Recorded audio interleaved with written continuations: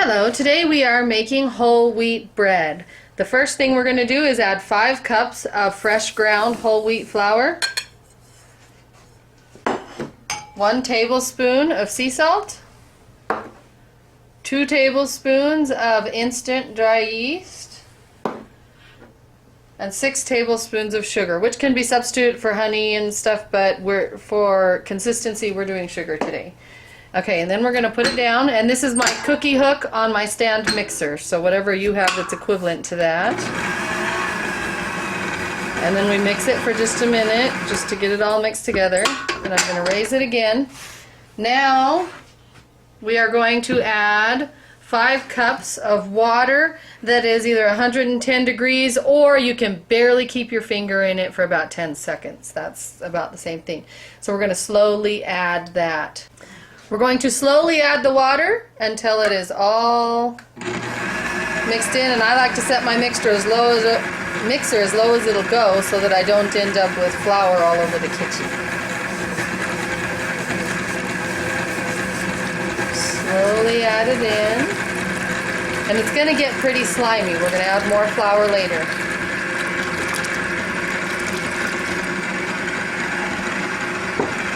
Now let it go for about a minute just to get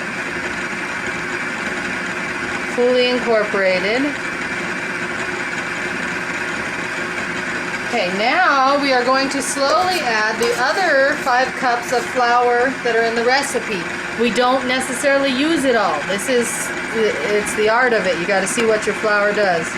Put a little bit in, let it incorporate it, and now I turn it up. Now that there's not tons of water, tons of flour. Add a little bit more.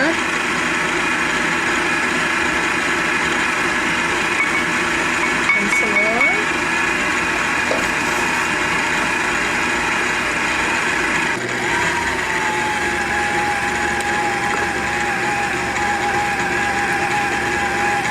Okay, it's starting to stick together a little bit more. I'm still going to add 1 more cup.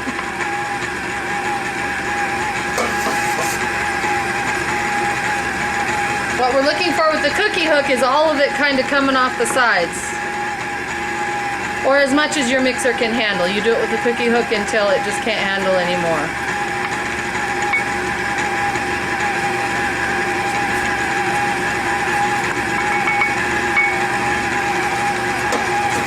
And we actually have room for a little bit more.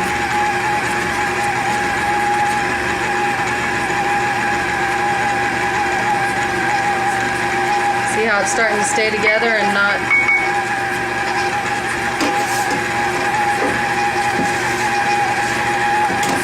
be all over the place.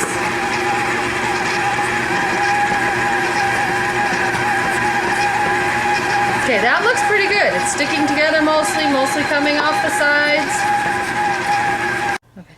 Now we are going to swap out hooks. Now we're going to use our bread hook. You have to use a bread hook to make bread because you have to get the gluten moving in it. This rips it apart too much. The cookie hook does, for it to work properly in the end. So we're going to pull off our cookie hook. And this is an important thing. You do have to start with the cookie hook or you will be very frustrated. So now we're going to put in our bread hook. And watch how the bread hook moves it around differently, and then we're going to add the last little bit of our flour. Maybe not all of it, but until it needs it.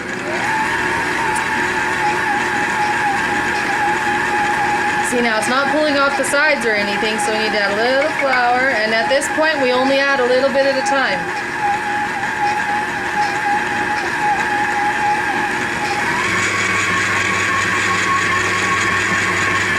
See, it's starting to work that gluten in together. It's starting to come off the sides a little, but I still see flour in there, so I'm not going to add any more yet. Once all the flour is incorporated, then I add a little bit more.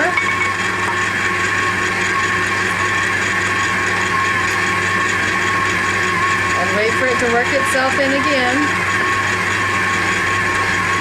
The magic in the bread happens when it pulls everything off the sides, when it starts pulling everything away and it all sticks to itself, not the mixer.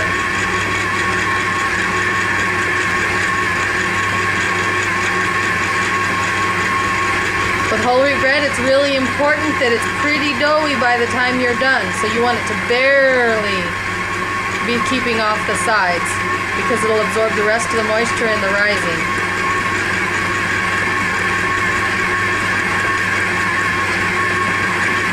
See, all the flour is gone, but it still needs a little bit more.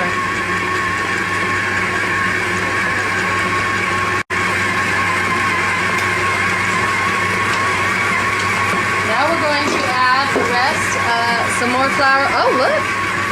See how it's coming off the sides? It's all sticking together really well.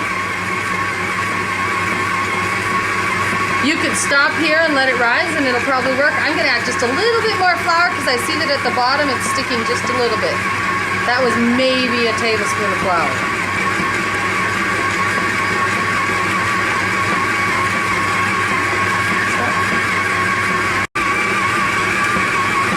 Okay, see how it's all moving around, staying off the edges?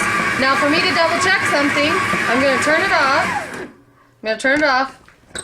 Oops, lift it up. And then I'm going to flip my dough just in case there's some dry flour on the bottom. And see, there's nothing down there. But see how sticky that is? So it needs just a little bit more flour, but we could stop there and it would be okay. It's better with whole wheat flour to have this too wet than to have it too dry. Too dry will make you bricks or paperweights.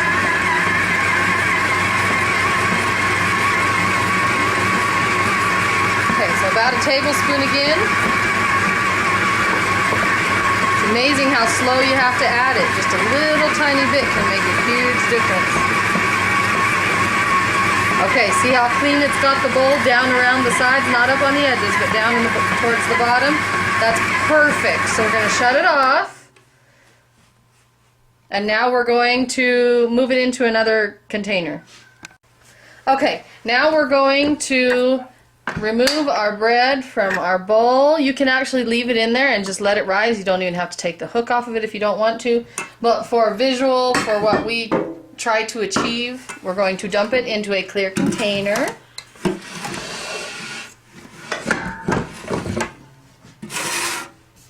First, we need to spray the container with spray oil so that the dough doesn't stick too much. Makes cleanup later a lot easier. Then we're going to get all of our dough to go in there. Then I kind of pat it down just to get it kind of even. And then we use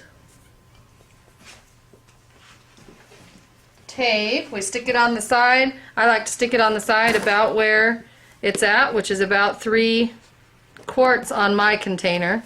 So that marks where it was. And then it's really important that your bread at least doubles in size. It can go bigger than that. Bigger than that is just fine. Just don't leave it for more than probably, I think it's an hour.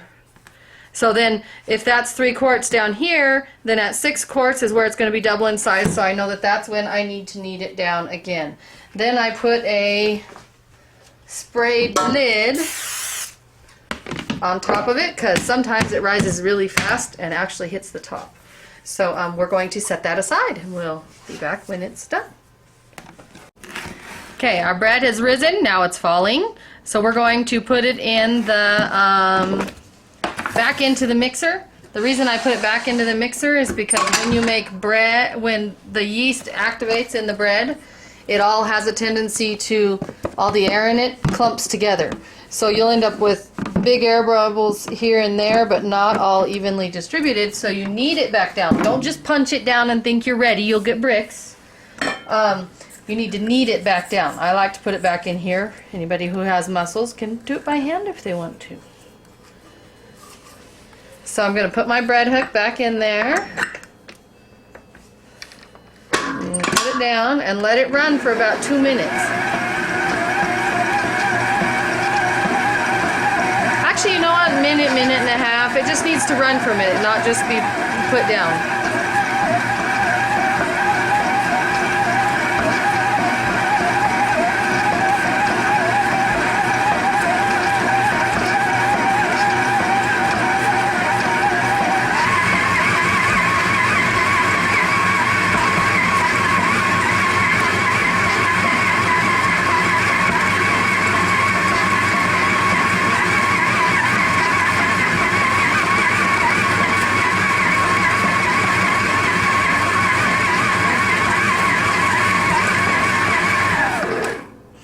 Okay, now you can either put it back in your container and let it do a second rise, which makes usually a lighter, fluffier dough, or it still turns out okay if you're short on time. Take this right here and make it into bread or rolls and let it rise on the cupboard a little bit before you bake it in the oven at 410 degrees.